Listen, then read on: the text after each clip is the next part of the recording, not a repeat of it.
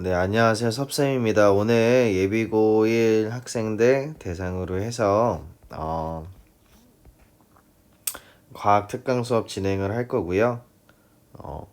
우리가 하게 될 내용은 고등학교 2학년 물리하고 화학 단원을 선생님이 좀 준비를 했고, 물리 같은 경우에는 이제 1월, 2월 우리가 두 번을 좀 나눠져 있어서 1월에 물리 한 주, 그 다음에 한 주의 화학, 그 다음 2월에도 한 주의 물리, 한 주의 화학 이렇게 진행을 할 겁니다.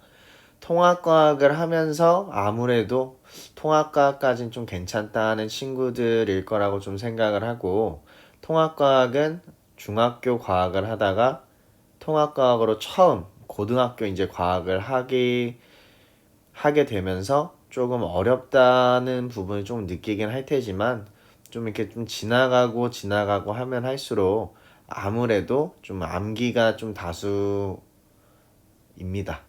좀 비교적 좀 외우면 해결이 돼요. 그리고 문제도 그냥 쑥쑥쑥 풀리고요. 중학교 과학과 그렇게 많이 달라지지 않는데 2학년 과학부터는 정말 차원이 달라집니다. 그러니까 이제 진짜 과학을 한다라고 좀 여러분들이 생각을 하시면 될 것 같아요. 그리고 그 중에서도 아무래도 좀 가장 어려워하는 물리와 화학을 선생님이 좀 준비를 했으니까 잘 듣고 좀 공부해 주셨으면 합니다. 그래서 1월 동안에는 어디 배울 거냐면 다른 것보다도 여기 여러 가지 물체 운동부터 운동량과 충격량까지를 배우게 될 텐데, 여기 특히나 운동량과 충격량 그리고 뉴턴의 운동 법칙은 우리 역학적 시스템과 조금 맞물리는 부분이 있기 때문에 겸사겸사 좀 연계되는 내용이다, 심하구나 하면서 좀 공부해 두시면 좋을 것 같고요. 2월 달에는 그 뒤에 이어서 역학적 에너지 보존부터 여기 특수 상대성 이론까지 요게 배우게 되면 여러분들은 지금 어느 세상에 살고 있나가 조금 막 당혹스러워질 거예요. 그래서 아무래도 좀 아직 통합과학을 전부 다 제대로 배우지 않은 상태이기 때문에 비교적 짧은 교재로 준비를 했고, 이 교재 내용으로 차근차근 좀 한번 배워보도록 하겠습니다.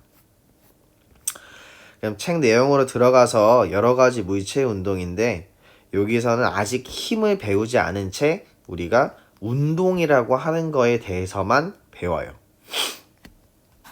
그럼 여기서 좀 필기가 좀 많을 수 있는데 우리 좀 필기 좀 하면서 한번 해봅시다. 일단 시작을 하면서 우리 물리량, 어떠한 값을 말하는데, 이 물리량이라고 하는 건 크게 두 가지로 나뉩니다. 스칼라 값이라고 하는 것과 그 다음에 벡터 값이라고 하는 걸로 나뉘어요. 그럼 스칼라 값은 뭐냐? 그 물리량의 크기만을 나타내는 값. 예를 들면은 속력, 우리가 뒤에 배우겠지만 속력 혹은 이동거리 뿐만 아니라 뭐 질량, 온도, 그 다음에 길이 등등등이 있을 거고요. 벡터 값은 물체의 운동을 나타내기 위한 값이야. 그래서 크기와 플러스 방향이 항상 같이 있습니다.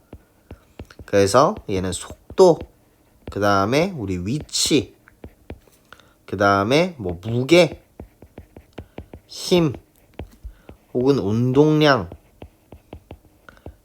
이런 등등등 것들이 벡터 값이라서, 그러면 여기에는 방향이라고 하는 게 들어간다 그랬는데 방향은 어떻게 나타내요? 말 그대로 방향이에요. 오른쪽이면 오른쪽, 왼쪽이면 왼쪽. 원래는 그렇게 나타냅니다. 근데 우리가 그 값으로 계산을 해야 되기 때문에 보통 어떻게 하냐면 보통 우리가 정해요. 근데 보편적으로 어떻게 하냐면 보통 오른쪽으로 간다 하면 플러스라고 잡고요. 왼쪽으로 움직이거나 왼쪽으로 힘을 줬다면 마이너스라고 합니다. 왜냐면 우리 좌표 평면에서 오른쪽이 플러스고 왼쪽이 마이너스니까. 보통 그럼 위에가 플러스고 아래가 마이너스가 되겠죠? 그래서 이거는 우리가 정한 거다. 근데 뭐 서술형 했을 때는 오른쪽으로 뭐 왼쪽으로 몇, 그다음 혹은 뭐 동쪽으로 혹은 서쪽으로 몇 이런 식으로 나타내더라 라는 것까지 보시면 될 것 같습니다. 바로 책 내용으로 넘어가서 이동거리와 변이가 나오는데 이동거리는 물체가 움직인 경로를 따라 측정한 거리. 그러니까 얘는 뭘 말하는 거냐면 얘는 실제 이동한 거리예요. 실제 이동한 거리. 근데 반면에 변이라고 나오는데 얘는 물체 위치의 변화량. 그래서 얘는 처음 위치부터 나중 위치까지의 직선거리와 방향입니다. 그러니까 얘는요 중간에 어떤 길로 갔는지가 중요하지 않고요. 처음 위치와 나중 위치, 수학에서 말하는 그냥 두 점 사이의 거리를 말해요. 그러면 위에 보니까 이동거리와 변이가 나오는데 이동거리 같은 경우에 선생님이 여기서 걸어서 이렇게 간 거야. 그랬을 때 이동거리가 대략 예를 들어서 5km라고 하면 변이는요 중간에 어디로 가는지 신경 안 써요. 내 처음에 여기 있었고 나중에 여기 있네. 그럼 변이는 여기서부터 여기까지 3km 정도가 되는 거지. 무슨 말인지 알겠죠? 그러면서 나오는 것들이 뭐가 있냐면 예를 들면은 선생님이 첫 번째 예시가 반지름이 10m인 원 둘레를 여기에서 출발을 해서 한 바퀴를 삥 돌았어요. 이 코스를. 그럼 이때 이동거리는 몇이 되냐? 원의 둘레니까 2파이 r 20파이 미터만큼 선생님이 이동했지만 한 바퀴 돌았대. 그럼 변이는 몇인 거야? 0m인 거지. 위치가 변했어 안 변했어? 안 변했습니다. 한 바퀴 돌았다 하면 그 이번에는 그럼 반 바퀴 갔대. 반 바퀴. 그럼 이동거리가 몇이지? 둘레의 절반이니까 10파이 미터. 근데 변이는 몇이지? 변이는 내가 여기에서 출발해서 일로 갔잖아. 여기에 있는 거네. 그럼 처음과 나중에 위치 차이 변이는 20m가 됩니다. 그래서 이런 걸 보면 이동거리와 변이의 차이는 이런 거구나 라고 하는 건 첫 번째 알 수 있는데 이거 말고도 또 하나만 더 볼게요. 어떤 걸 볼 거냐면 옆에서 한번 그려보면 여기에 선생님 집이 있습니다. 집에서 여기에 학교가 있어요. 여기에 병원이 있습니다.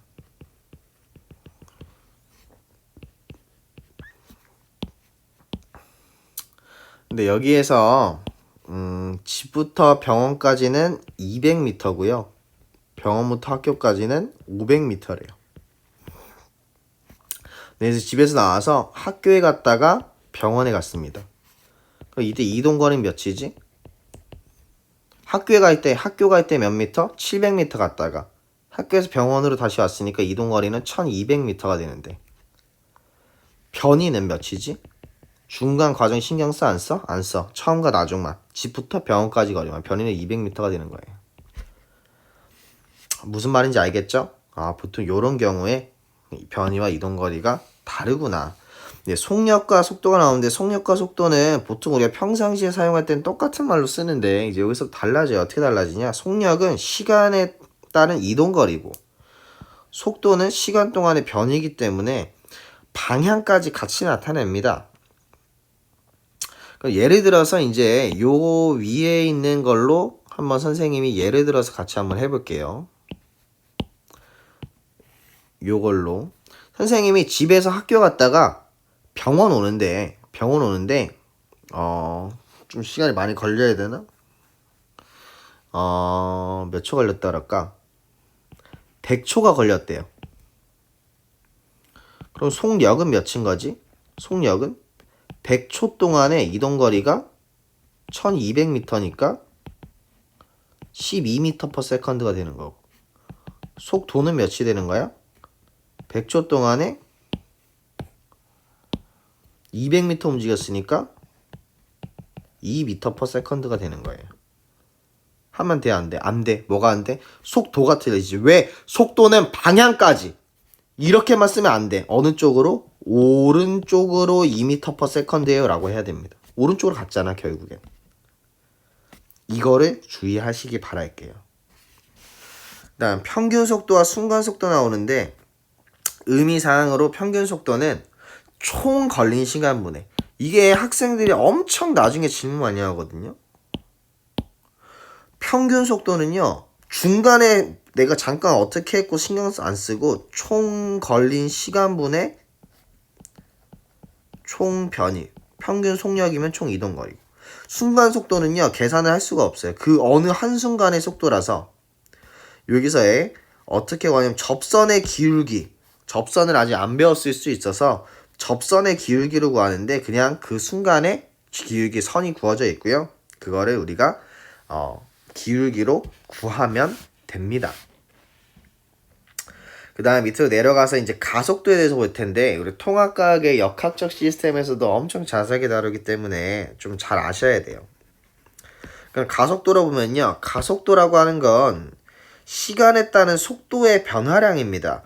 여기서 여러분들이 바로 무조건 알고 넘어가야 되는 거, 어떤 거에 변화량 하면 반드시 나중값 빼기 처음값이라, 나중 속도 빼기 처음 속도가 속도의 변화량이에요. 그거를 시간으로 나눠준 거. 그래서 공식으로는 이렇게 쓰여지고 단위는 미터 퍼 세컨드 제곱이다. 이렇게 나오는데, 이거를 우리가 이제 물체 운동에 따른 이걸 계산을 막 할 거거든요. 그러기 전에 우리가 의미상으로 3m per second 제곱이다라고 하는 말은 뭔 뜻이냐? 얘는 1초에 3m per second씩 빨라진다란 뜻이고요. 근데 우리가 이제 방향을 배웠으니까 오른쪽으로 빨라진다죠. 반면에 그러면 예를 들어서 마이너스 5m per second 제곱이면 얘는 1초에 5m per second씩 왼쪽으로 빨라지는 거죠. 그럼 무슨 소리냐? 예를 들어서 여기에 어떤 물체가 오른쪽으로 10m per second로 가고 있었대. A라고 하는 물체가. 근데 얘가 가속도가 첫 번째 3m per second 제곱이라고 하는 얘기는 얘는 1초에 13, 16, 19 이렇게 된다는 거고, 속도가, 근데 얘 가속도가 마이너스 5m per second 제곱이라는 얘기는 5, 0, 마이너스 5, 마이너스 10 이렇게 된다는 얘기지. 이거 무슨 말인지 이해가요? 맨 처음에 10이었는데 왼쪽으로 5씩 빨라지는 거야. 지금 오른쪽으로 10이잖아. 그러니까 왼쪽으로 5. 그래서 5, 0, 마이너스 5, 마이너스 10. 1초에. 이렇게 된다라는 거. 가속도라고 하는 게 무슨 개념인지. 그럼 그 가속도를 이용해서 물리학 원에서는 어떠한 문제들이 막 나오는지를 좀 하나하나 선생님이랑 같이 한번 볼게요. 그걸 하기 위해서는 요거 좀 잠깐 지우겠습니다. 하기 위해서는 우리가 뭘 이해를 해야 되냐면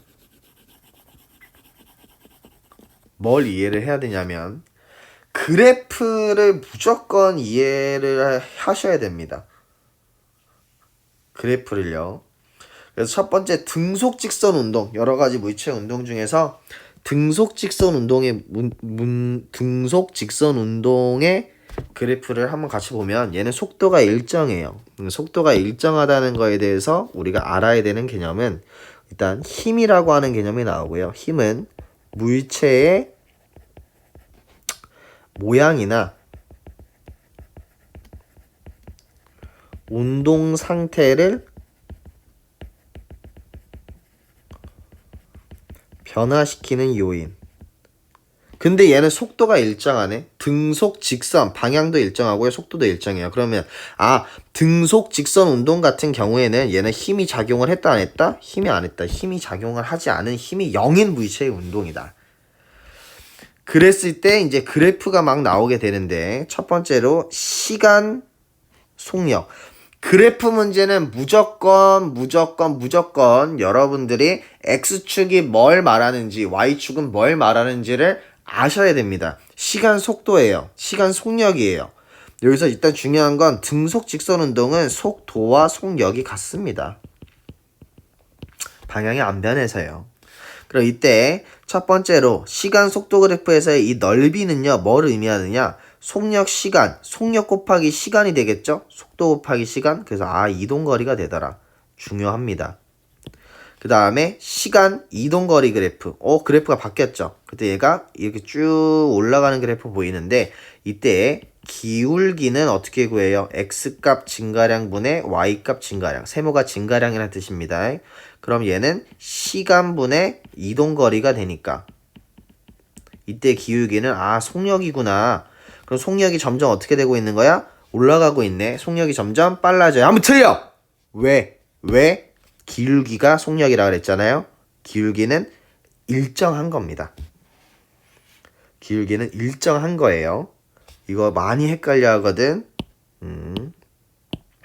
다음으로 넘어가서 등가속도 운동으로 한번 가볼게요. 등가속도 운동은 속력이나 방향 즉 그래서 가속도 운동은 변하는 운동인데 등가속도 운동은 속력만 일정하게 증가하거나 감소하는 운동. 그래서 공식이 이렇게 세 가지가 나와요. 그래서 공식을 여기서 이게 좀 같이 한번 볼 건데 첫 번째 공식 여러분들은 책이니까 책이랑 같이 보면 됩니다. 나중 속도는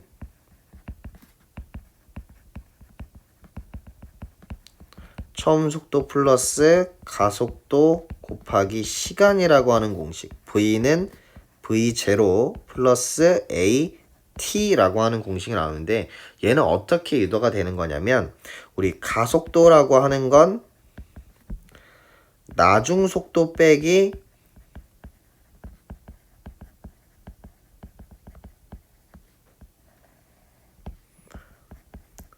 처음 속도한 걸 시간으로 나눠주죠. 그럼 이거를 이항하는 거야. 시간으로 곱해주면 어떻게 돼? 나중 속도 빼기 처음 속도는 가속도 곱하기 시간이니까 처음 속도 이항하면요 위의 식하고 똑같아지죠. 이걸 이용한 거구나. 그 다음에 두 번째로 변이는 저게 알파벳으로 써 있어서 기호로 처음 속도 곱하기 시간 더하기 2분의 1 곱하기 가속도 곱하기 시간의 제곱. 공식은 어떻게 나오냐면 요 밑에 시간, 속도, 시간 그래프 볼게요. 그러면 속도, 시간 그래프에서 아까 요 위에서 등속 직선 운동 보니까 등속 직선 운동 그래프 보니까 속도, 시간 그래프에서 넓이는 이동거리였네. 마찬가지. 여기서도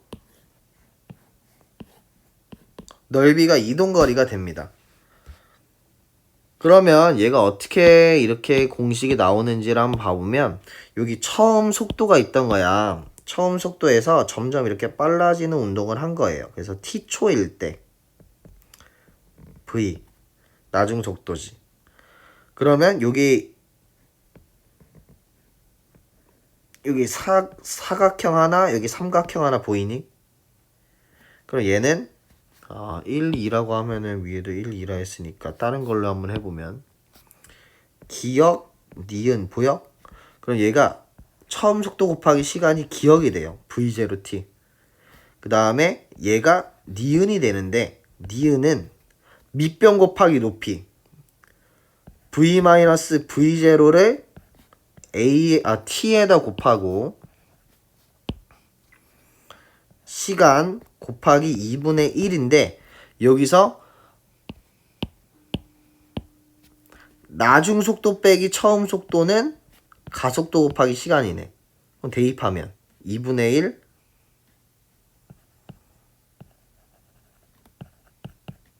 AT의 제곱으로 바뀌죠. 이게 기호라서 좀 어려울 수 있는데 뭐 아무튼 그래서 변이라고 하는 공식은 얘는 어떻게 된다? S는 V0t 플러스 2분의 1 AT의 제곱이 된다. 그 다음에 등가속도 공식 세 번째가 나오는데 다른 공식은 몰라도 이 공식은 외워야 되거든요. 그러면 세 번째 제가 어떻게 나오냐? 세 번째 공식은요 1번 공식하고 2번 공식을 합친 거예요. 1번 공식과 2번 공식을 합칠 건데 t를 소거할 겁니다. 그러면 1번식은 v는 v0 플러스 at였으니까 얘를 바꾸면 t는 a분의 v 마이너스 v0라고 하는 공식이 되죠. 이거를 2번식에 대입을 해보면 s는 v0t 플러스 2분의 1 at의 제곱을 s는 v0 곱하기 a분의 v 마이너스 v0 더하기 2분의 1 a 곱하기 a분의 v 마이너스 v0의 제곱. 그러면 s는 a분의 v0 마이너스 v0의 제곱 플러스 얘는 이거 곱셈 공식 이용하면 되겠지. 2분의 1 a 제곱분의 v제곱 마이너스 2v0 플러스 v0의 제곱. 이거 이용하면 이제 얘를 2a로 a랑 a 하나 없어질 테니까 2a로 통분하면 2v0 마이너스 2v0의 제곱 플러스 v제곱 마이너스 2v0 플러스 v0의 제곱 하면은 얘랑 얘 없어지니까 2as는 v제곱 마이너스 v0의 제곱이 되더라. 좀 어려울 텐데 그리고 기호가 너무 많아서 여러분들이 처음 볼 때 못 알아봅니다. 그래서 조금 어려울 수 있으나 그냥 이런 공식이 있구나. 근데 이 세 번째 공식은 1번 공식과 2번 공식은 그리 중요하진 않으나 세 번째 공식은 문제에서 시간에 주어지지 않았을 때 반드시 좀 사용해야 되는 공식이라 좀 유도하는 방식은 나중에 시험 볼 때 학교 시험 내신에서 서술형으로 가끔씩 나오거든요. 네, 뭐 그럴 때 푸는 걸로 하고 그냥 저 공식 자체는 알고 넘어가 주셨으면 합니다. 그 다음에 등가속도 직선운동 그래프들을 한번 볼 거예요.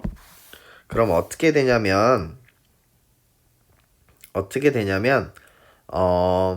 일단 가속도가 클 때, 가속도가 0보다 작을 때 이렇게 나오는데 여러분들이 아시면 좋을 거는 이 노란색으로 선생님이 박스 친 시간 속도 그래프만 아시면 됩니다. 그럼 어떻게 아시면 되냐? 여기서